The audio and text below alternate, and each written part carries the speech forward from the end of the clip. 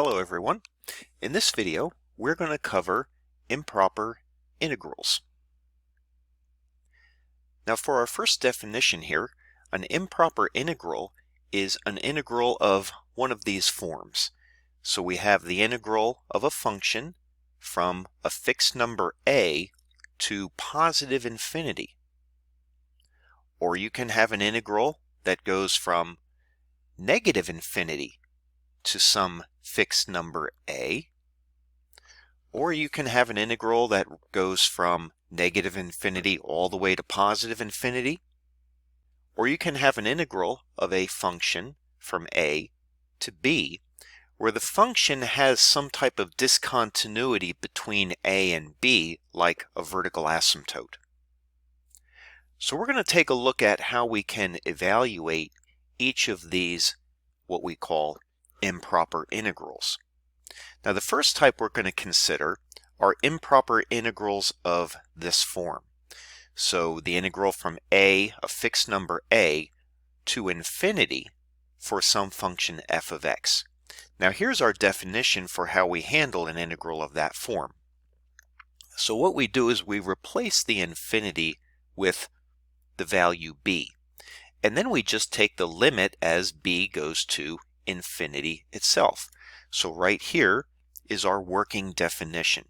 So you see we replace the infinity with the fixed value b, we evaluate the integral from a to b, and then we just take the limit as b goes to infinity. And that's how we're going to define this improper integral. Now down here we have a graphic illustrating what's going on. So for example, if you consider this integral, this improper integral, integral from 1 to infinity of 1 over x squared dx, we define that to be the limit as b goes to infinity of the integral from 1 to b of 1 over x squared dx.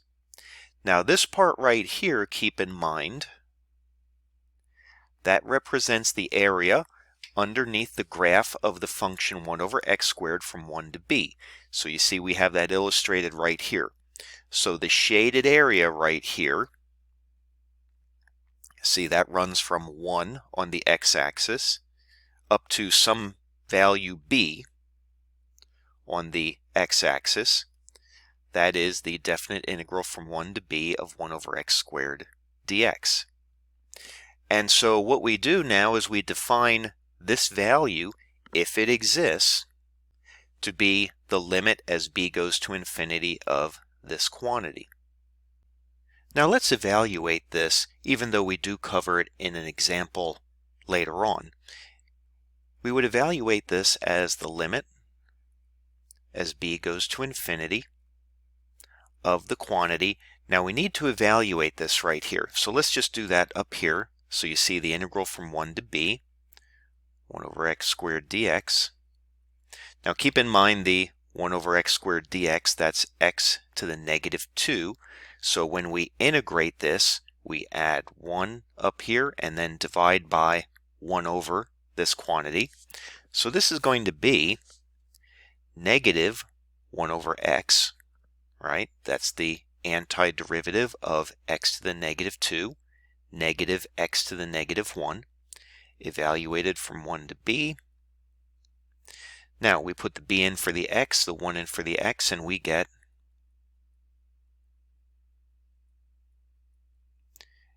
we end up with, all right. So that's what this definite integral is right here from 1 to b.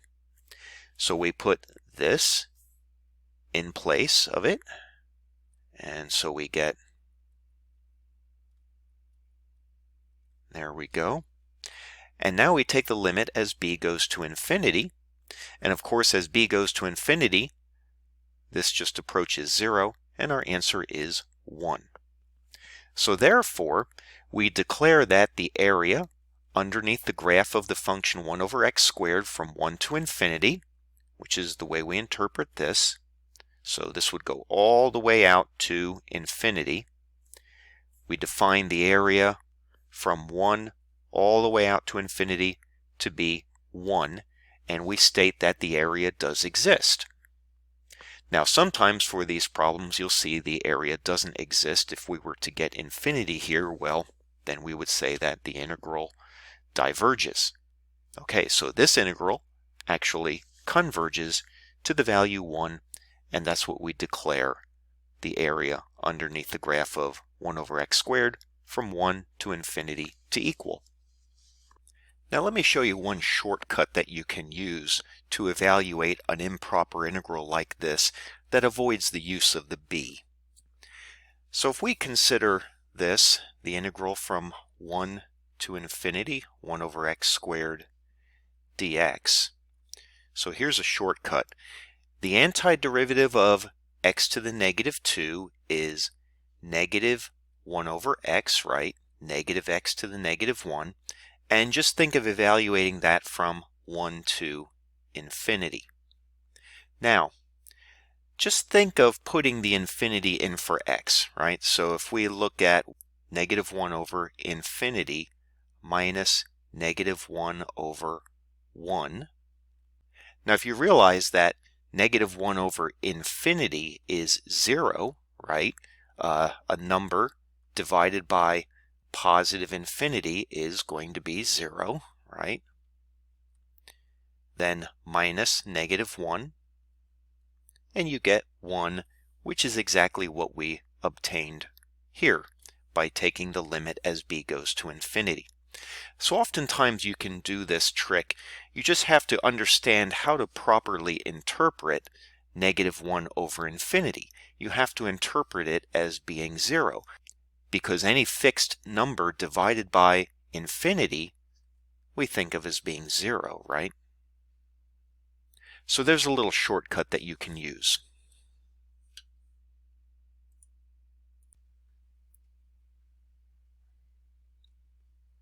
Now let's consider another type of improper integral before we state a formal definition for all of the improper integrals that we're going to consider.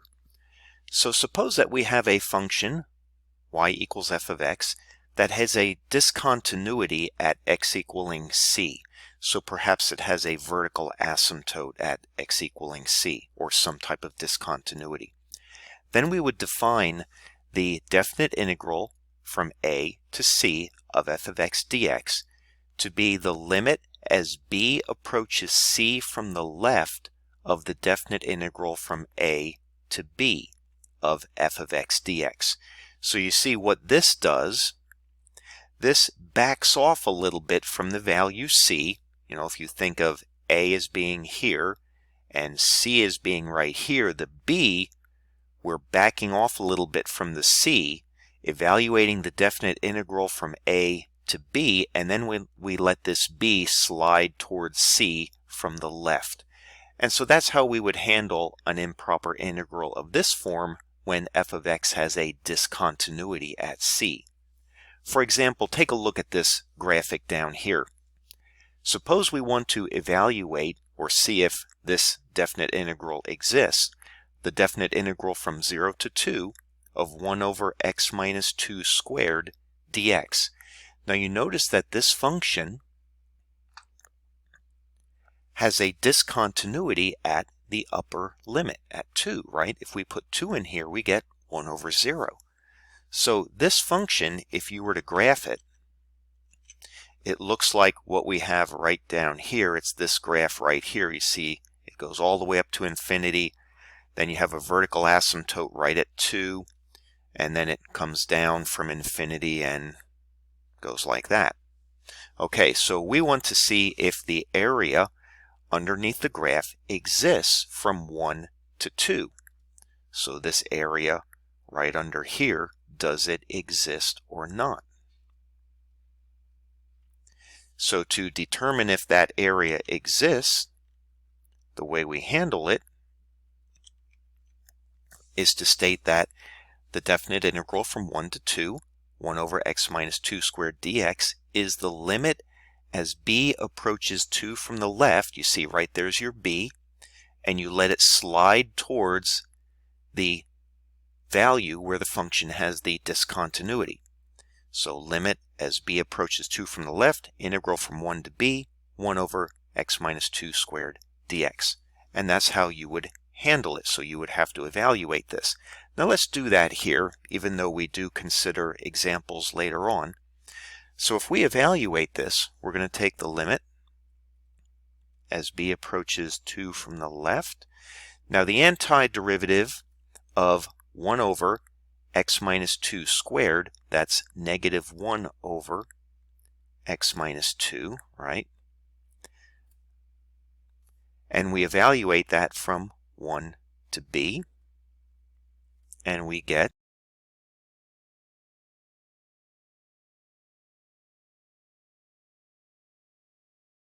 alright, so you see all we did here is put the b in for the x. Right here it is. Then we put the 1 in for the x, and we subtract those two values. Now, as b approaches 2 from the left, this quantity right here in the denominator, that quantity right there, you have to think that b is a number like 1.9, 1.99, 1.999, right? It's approaching 2 from the left, so it's going to be like 1.9, 1.99, 1.999. This quantity is approaching 0 from the left. And so negative 1 divided by a very, very small negative number is going to be a very, very large positive number, right? Just think of taking negative 1 divided by negative 0.00001, right? This is going to be a very large positive number. So this quantity right here is actually approaching positive infinity. And this quantity right here is negative 1 over negative 1, so that's equal to 1. And so you see we get our answer, infinity minus 1. And of course infinity minus 1 is just infinity. And so we see that this improper integral actually does not exist, or we say it diverges. And so we interpret the area up here to be infinite. This area, remember, goes all the way up to positive infinity. So therefore we say that this improper integral diverges to infinity.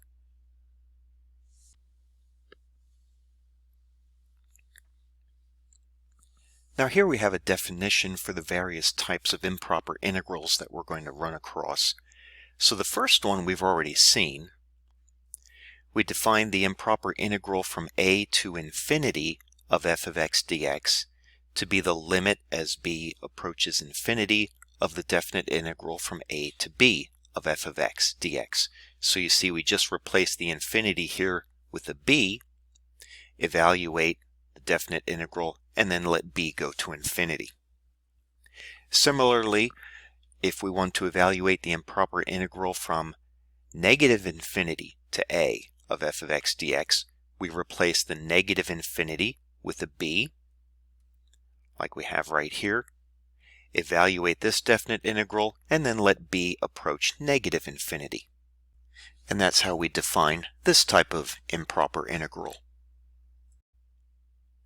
Now if we want to evaluate an improper integral of this form, notice the integral goes from negative infinity all the way to positive infinity. Then what we do is we just split the real number line at some point a. It doesn't matter what value you choose for a. The most convenient one, of course, would be 0, but it doesn't matter what you choose. Then you evaluate this as the sum of these two improper integrals here. And you notice these two improper integrals fall into cases 1 and 2, so you evaluate them as you would in cases 1 and 2. Now case 4 here is one that we have already discussed. If you want to evaluate an integral from a to c of f of x dx, where f of x has some type of discontinuity at x equaling c, like a vertical asymptote, then you replace the c with a b, like we have right here. Evaluate this definite integral, and then let b approach c from the left-hand side. And similarly, if f of x has a discontinuity at a for this definite integral, so suppose f of x has a vertical asymptote at x equaling a, then you replace the a with a b, and you let b approach a from the right. And then finally,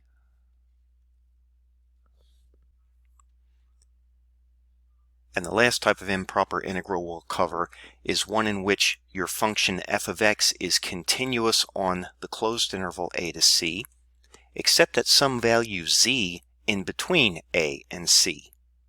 So in that case, we define the definite integral from a to c of f of x dx.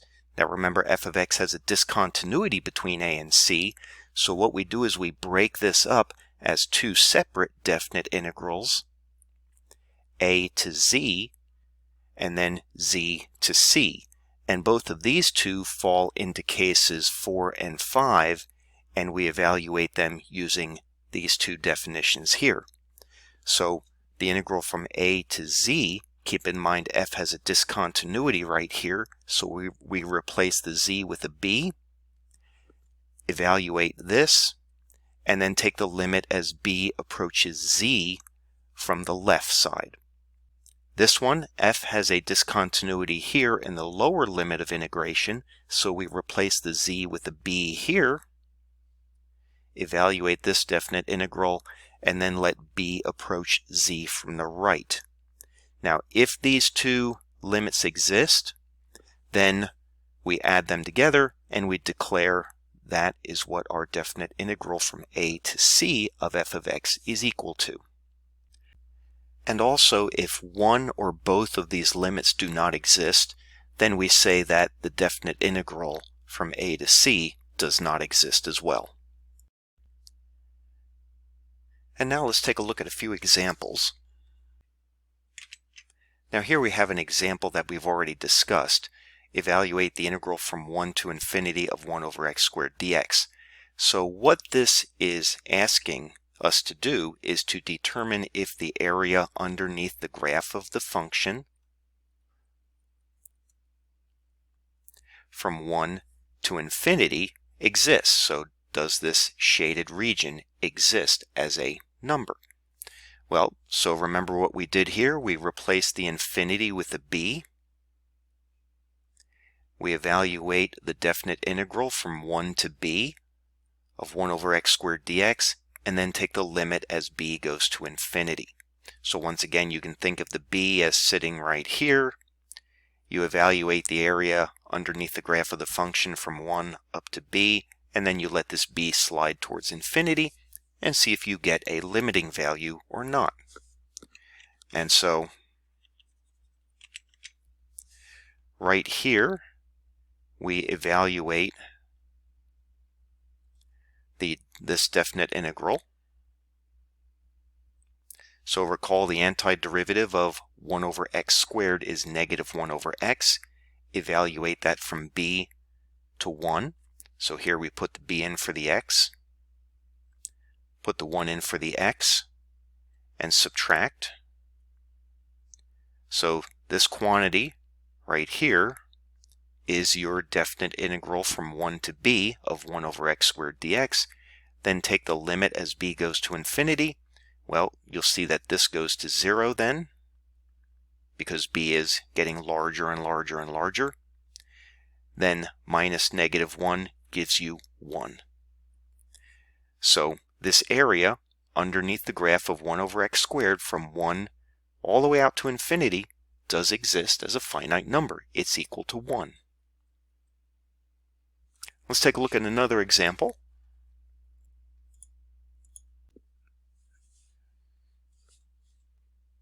Now in this example, we want to evaluate the definite integral from 1 to infinity of 1 over x dx and see if it exists or not. So graphically, what this is asking us to do is to determine if this area exists. So this is the graph of 1 over x, and this integral will represent the area underneath the graph of 1 over x from 1 all the way out to infinity. And so we want to see if this area exists as a finite number. So using our definition for improper integrals, we replace the infinity here with the b, evaluate this definite integral, and then let b slide towards infinity.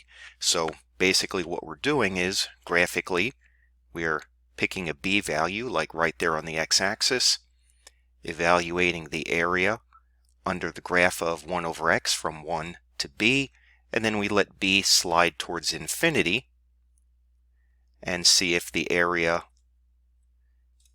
exists underneath the graph of 1 over x from 1 all the way out to infinity. So down here, that's what we're doing. So we evaluate this. Now remember, the antiderivative of 1 over x is the natural log, absolute value x, right there it is. And then we evaluate it from 1 to b. And then we take the limit as b goes to infinity. So we put the b in for the x, 1 in for the x, and subtract. So here is the ln of b, and here's the natural log of 1, which is 0, and we subtract. Now in taking the limit as b goes to infinity, you'll notice that this term goes to infinity, right? You have to remember that result, the limit as b goes to infinity of the natural log of b equals infinity, right? That's because the graph of the ln of x looks like this, right? And it does continue all the way up to infinity as your x values go towards infinity. So we've just determined that this area is actually infinite. The area underneath the graph of 1 over x from 1 all the way out to infinity, this area is actually infinite, so it does not exist. Now this is an interesting example, because if you think back to our previous example, we saw that the integral from 1 to infinity of 1 over x squared dx, this did exist.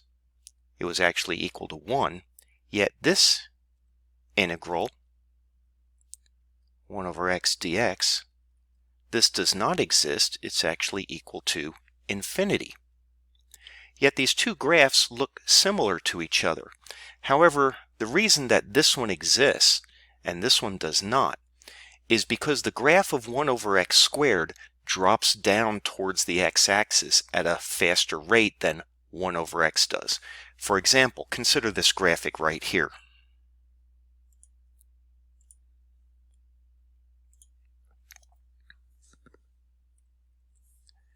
So right here we have the graph of this blue curve is the graph of y equals 1 over x. And the red curve right here, that is the graph of y equals 1 over x squared. So you see, going from 1 out to infinity, how the graph of 1 over x squared drops down towards the x-axis at a faster rate than 1 over x does. So the area underneath the red curve does exist all the way out to infinity, but the area under the blue curve, even though it does drop down towards the x-axis as well, that area is infinite. Now this leads us to our next result. Now in general, we have this result right here, and it states that the integral from 1 to infinity of 1 over x to the p power, it will exist and equal 1 over p minus 1 as long as p is a number larger than 1. And if p is less than or equal to 1, it will diverge, or this integral will equal infinity. Now if we think back to the two examples that we just did, that matches up with this statement. Remember, we found out that the integral from 1 to infinity of 1 over x squared dx, that was equal to 1. Well, in this case, notice the p is 2. And if we evaluate 1 over 2 minus 1, Yeah, we get 1 over 1, which is 1. Yes, so that's exactly what we get. On the other hand, if we look at the integral from 1 to infinity of 1 over x, that's to the 1 power. In this case, the p is 1, so that falls into this case, and this result states that that integral is going to be infinite, and that's exactly what we found. Now down here we have a graphic illustrating this result. Now if you take a look at this graphic, you'll notice that this curve right here, that blue curve, that is the graph of y equals 1 over x. So the p is equal to 1 in that case. Now if you consider what happens with the graph of 1 over x to the p for p larger than 1, that's the green curve. So for example, if p is 2, this would be 1 over x squared, right? That curve dips down below the graph of 1 over x. And so this integral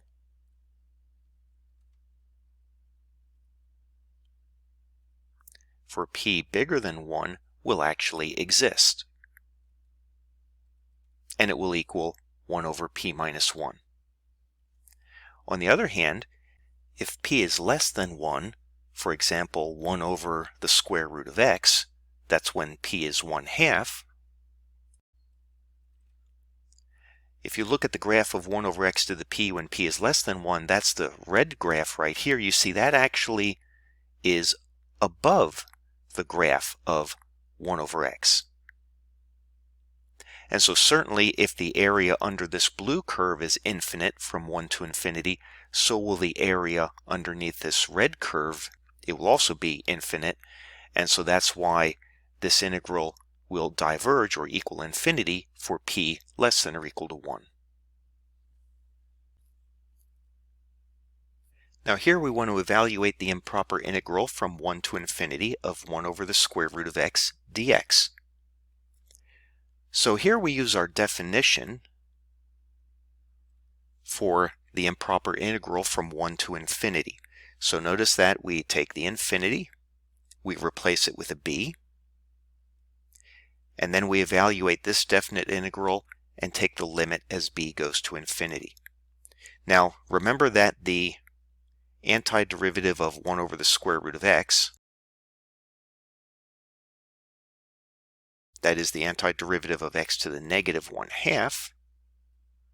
Remember when you evaluate this, you add 1 to that, and so you get x to the positive 1/2, and then you need to multiply by 2 to counteract the 1/2 if you were to differentiate and drop it down, right? Or also think of just dividing by 1/2. That's where that 2 comes from. Okay, so the antiderivative of 1 over the square root of x is 2 times the square root of x. We evaluate that from 1 to b. So we put b in for x, 1 in for x. That's what we have right here. And then we take the limit as b goes to infinity. Now notice that as b goes to infinity, of course, this term will go to infinity. So you end up with infinity minus 2, which of course is infinity. And so we have determined that this improper integral diverges to infinity. Now we could have also referred back to the previous result that we had just discussed. You notice that this improper integral is of the form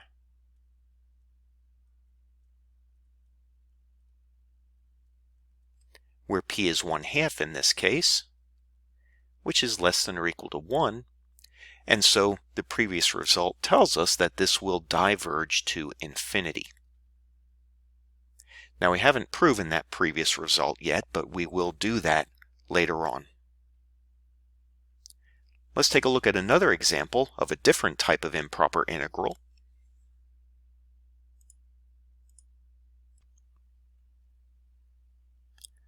Now in this example, we want to evaluate the improper integral from negative infinity to infinity of 1 over 1 plus x squared.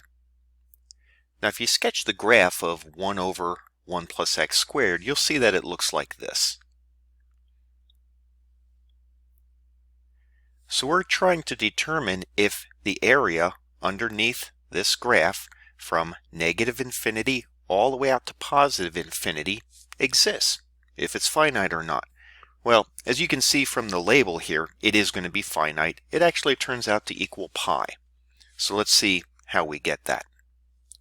Now, if you recall the definition for an improper integral from negative infinity to infinity, to evaluate this, you have to break it up as an improper integral from negative infinity to a plus an improper integral from a to infinity. And then you can evaluate each of these separately. Now, for this problem, it's most convenient to pick a to be 0 in this case. So let's do that. So what we have down here, you see, here's our integral we want to evaluate. So we break it up as two separate improper integrals, you see, from negative infinity to 0, plus the integral from 0 to infinity. Now we evaluate each of these. Now for the first improper integral, we replace the negative infinity with a b, evaluate this definite integral from b to 0, and then take the limit as b goes towards negative infinity. For the second one, we do basically the same thing. Replace the infinity with a b, evaluate this definite integral, and then take the limit as b goes to positive infinity.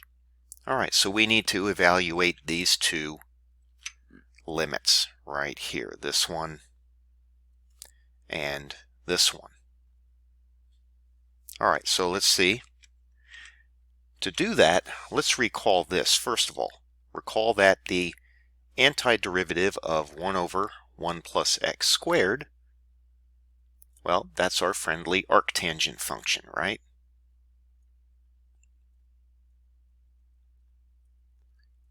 Okay, so this definite integral is going to be the arctangent evaluated from b to 0, and then we take the limit as b goes to negative infinity.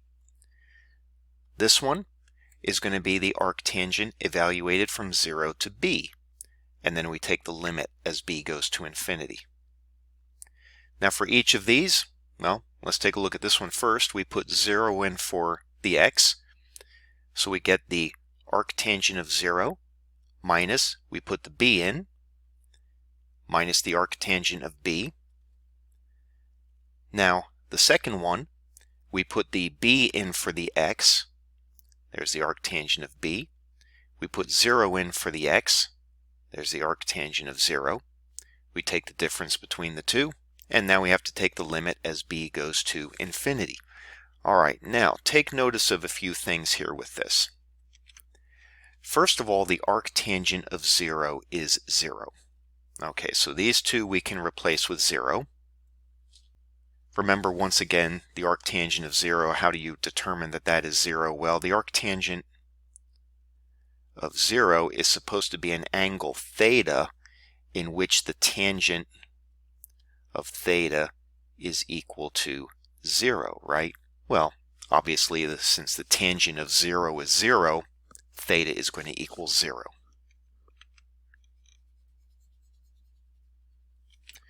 Okay, now, this is a little bit trickier.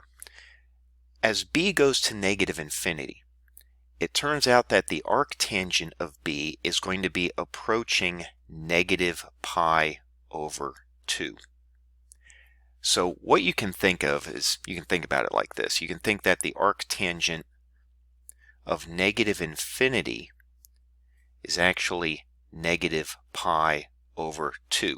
Now we'll illustrate that in a second, why we think of this, okay? So let's just accept this for the moment. And also, if you look at the limit as b goes to infinity of the arctangent of b, this term is approaching positive pi over 2. So you can think of the arctangent of positive infinity as being pi over 2. And We'll explain that in a second as well, graphically, okay? So what we have then for our answer down here, if we look at these limiting values, we're going to get 0 minus negative pi over 2. So that's what we have right here. Plus pi over 2 minus 0. And so what we end up with, well, this is positive pi over 2 plus pi over 2. We get pi, and that is this area that we have shaded here underneath the graph of 1 over 1 plus x squared. Now, why do we have these two results right here? Okay, we'll take a look at this graphic.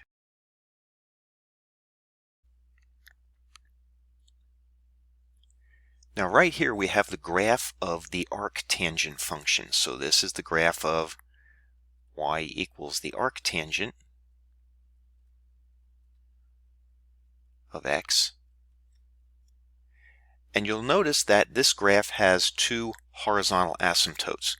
The lower horizontal asymptote is at negative pi over 2, and the upper horizontal asymptote is at positive pi over 2. So from this graphic you can see that as x approaches positive infinity, the arctangent is approaching this limiting value of pi over 2. And as x approaches negative infinity, the arctangent graph is approaching the limiting value of negative pi over 2. So we see these two results, that the limit as x approaches infinity of the arctangent of x equals pi over 2, and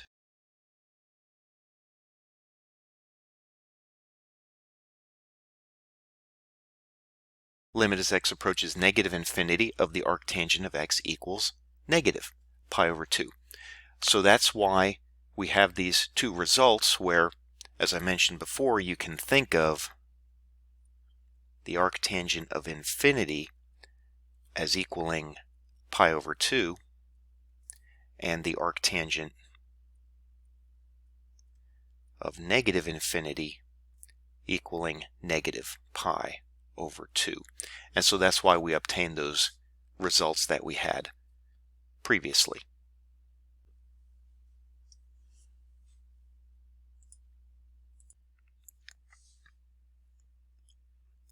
Now here's an example of a case 5 situation.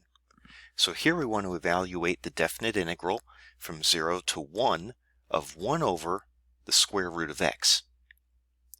Now down here we have the graph of 1 over the square root of x right here, you'll see. And so we want to determine if the area underneath the graph of 1 over root x from 0 to 1 exists. Now you notice that 1 over root x has a vertical asymptote at 0. So this area right in here keeps going all the way up to infinity. So the question is, since this goes all the way up to infinity, is this area finite or not? So that's what we're going to try to find out. So what we have to do here is, since this function 1 over root x has a discontinuity at 0, we need to replace this 0 with a b, a variable b, and then let b approach 0 from the right. So that's what we're doing right here. You see we've replaced the 0 here with a b. So b is like right here. You can think of a b as being right there. And then when we evaluate the integral from b to 1, well, that's going to be this area right here. And then we're going to let b slide towards 0 from the right and see if we get a finite number back. So we evaluate the integral from b to 1, 1 over root x. Now remember the antiderivative of 1 over root x, that is 2 root x, right? If we differentiate this, we get back 1 over the square root of x. So here's our antiderivative. Put 1 in for x, b in for x, and subtract. There we go. Now we take the limit as b approaches 0 from the right. Now you notice as b approaches 0, This has no problem existing here. If we put 0 in here, the square root of 0 exists, so this is approaching 0. 2 minus 0, and we get back 2. So yes, this integral does converge, and it converges to 2, and that's what we've just determined. So this area underneath the graph of 1 over root x from 0 to 1, even though this goes all the way up to infinity, this area is finite, and it's equal to 2. Let's take a look at another example.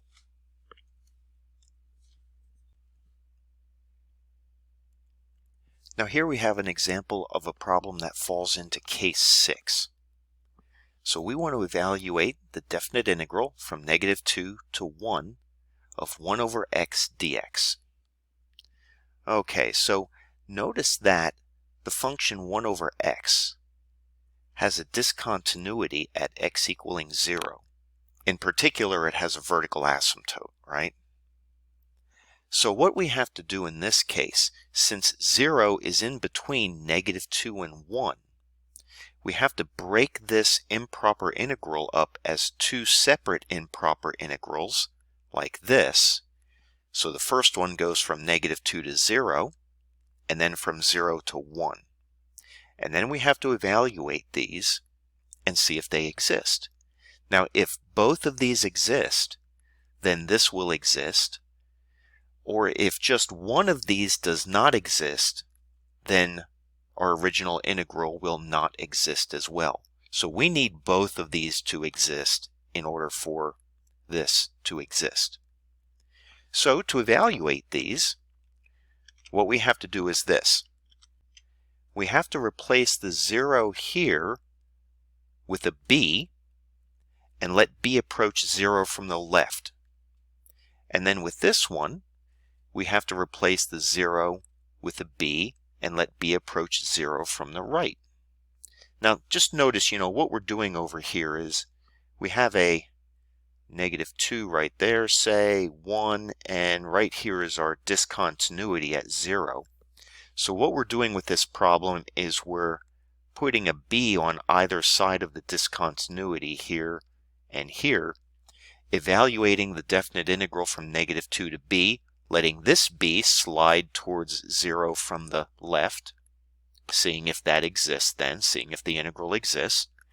And then on the right-hand side here, we do the same thing. We evaluate the integral from b to 1, and we let the b slide towards 0 from the right side and see if this one exists or not. So that's what we're doing with each of these. Okay, so let's just take a look at one of these. Let's start with this one right here. That's what we have down here, right here. So you notice we evaluate the integral from b to 1, 1 over x dx. Now remember, the antiderivative of 1 over x is the natural log of x.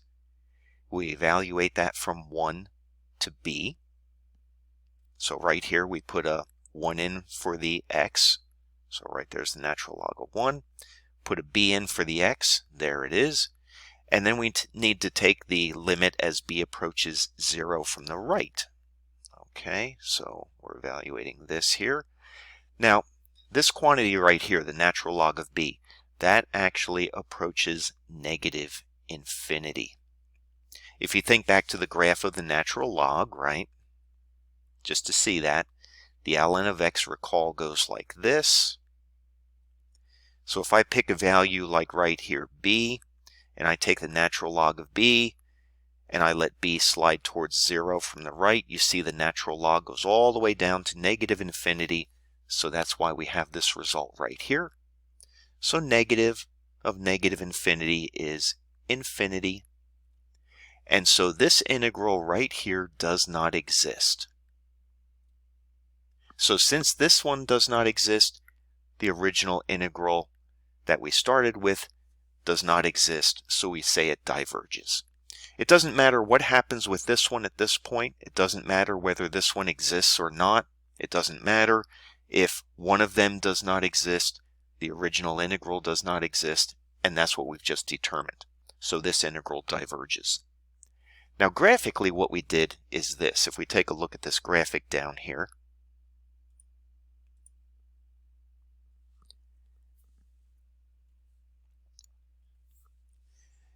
you see right here is the graph of 1 over x right there, and right over here, that's the graph of 1 over x. So what we're trying to do with this problem is we're trying to determine if these two areas exist or not. So we looked at this one first, the integral from 0 to 1. And what we found out is that this area under here, as we have labeled here, is infinite. Okay, that's actually what we found. And so since this area is infinite, the integral from -2 to 1 does not exist. Now also, if you were to consider the other integral, if you were to consider the integral from -2 to 0 of 1 over x dx, you would also see that this diverges or does not exist as well. Okay, you would find that out. So this area down here is actually infinite as well.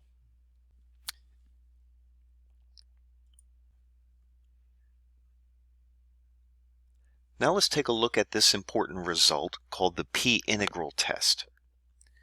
Now these two improper integrals, the integral from 1 to infinity, 1 over x to the p power, where p is some fixed constant, and the integral from 0 to 1 of 1 over x to the p, those are two very important integrals, as we'll see later on.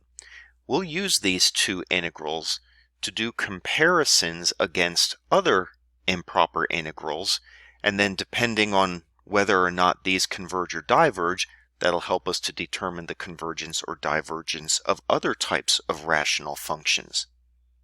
Now the p-integral test makes this statement. The improper integral from 1 to infinity of 1 over x to the p power, where p is some fixed constant, is equal to 1 over p minus 1, so it exists as a number as long as p is larger than 1. On the other hand, if p is less than or equal to 1, then this integral does not exist, or it's equal to infinity, or we say it diverges. So for example, the integral from 1 to infinity 1 over x squared dx, in this case the p is equal to 2, and so this integral will equal 1 over 2 minus 1, or just 1. And we've actually seen that previously. So that exists. On the other hand, if you look at the integral from 1 to infinity of 1 over the square root of x, for this problem, p is equal to 1/2, and since 1/2 is less than or equal to 1, this diverges.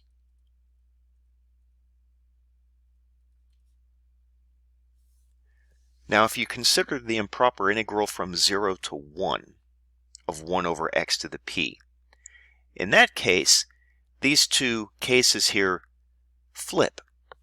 So the improper integral from 0 to 1 of 1 over x to the p will equal 1 over 1 minus p, so it exists as long as p is less than 1. You see up here for existence you needed p larger than 1. Down here you need p is actually less than 1. On the other hand, if the p is bigger than or equal to 1, then this improper integral will equal infinity, or it will diverge. So for example, in this case, if we look at the integral from 0 to 1 of 1 over x squared dx, so notice we changed the limits from this one. If we look at this integral, in this case the p is equal to 2 again, and so this will diverge, because we're in this case right there. On the other hand, if you look at the integral from 0 to 1 of 1 over the square root of x, in this case the p is 1/2, and so this improper integral will exist, and it will equal 1 over 1 minus 1/2, which is 2, right? 1 over 1/2, so it's going to be equal 2, so that exists. So that's our P integral test. This is a very important test. We'll use this a lot. Now let's take a look at the proof of case 1 here.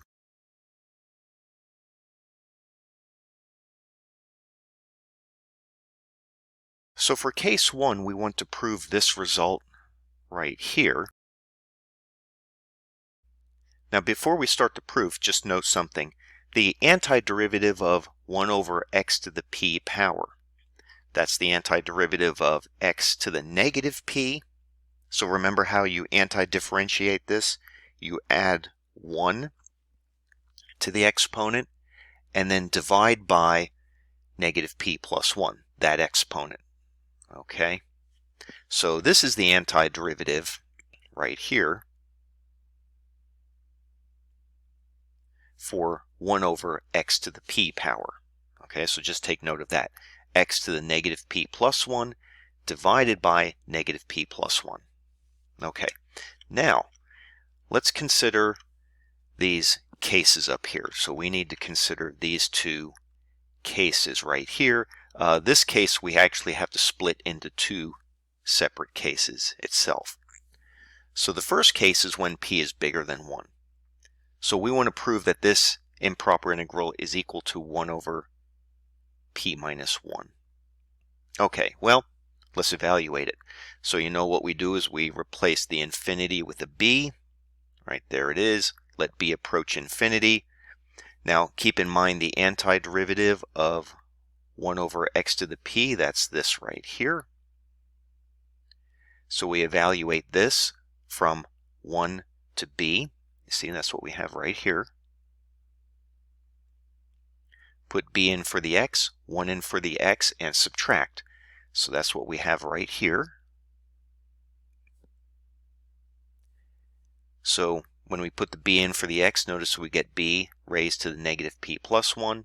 When we put 1 in for this x, this term just becomes 1, and we get minus 1 over negative p plus 1, then times 1.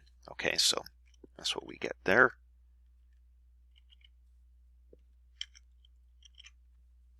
Now let's notice that we can write this b to the negative p plus 1. We'll write it as 1 over b to the p minus 1 power, right? Just take note of that.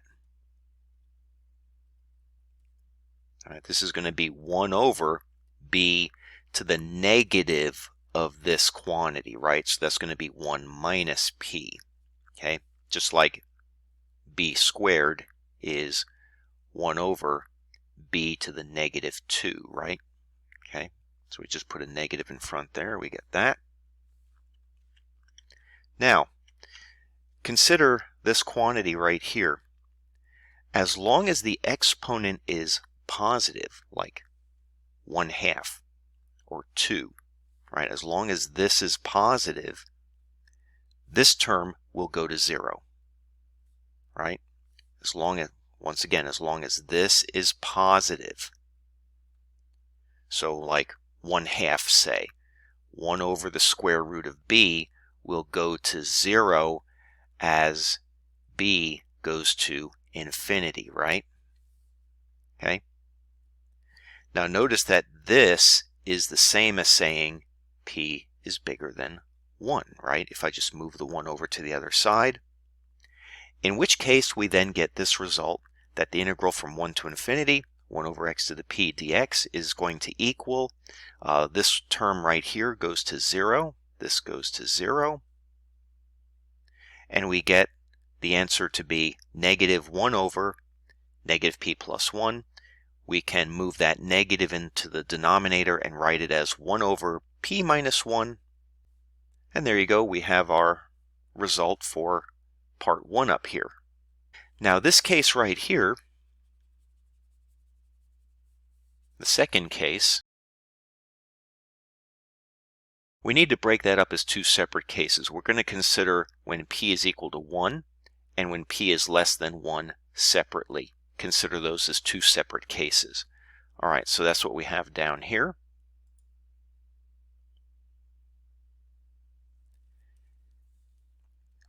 Now if p is equal to 1, then the improper integral from 1 to infinity of 1 over, this would just be 1 over x, right? That's what this would be. If p is 1, this is 1 over x. That's going to be the limit as b approaches infinity of the natural log of x evaluated from 1 to b. So we put the b in here. We put the 1 in here for x. Now this is 0 here, keep in mind.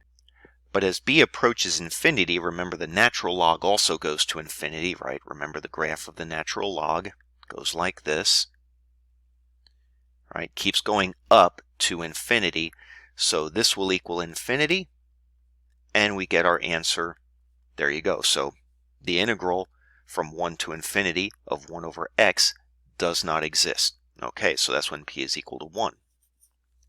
On the other hand, if p is less than 1, then remember this result from case 1, right? We can just evaluate this quantity as this right here. This is the same as case 1, but now p is less than 1, so let's see what happens. Well, in that case, since p is less than 1, what that means then is that negative p plus 1 is actually going to be positive, right? So this is going to be a positive exponent, okay? All right, that's, right here saying p is less than 1, that's the same as saying that negative p plus 1 is greater than 0, right? If I take the p over to this side. Now, since this is a positive exponent, then this term right here is going to go to infinity, okay? For example, if negative p plus 1 is 1/2, the square root of b goes to infinity, right? And so what we have then is that if p is less than 1, this integral diverges to infinity. Okay, so we have this result right here. And there you go. That completes the proof. Now let's take a look at a few examples where we can use this.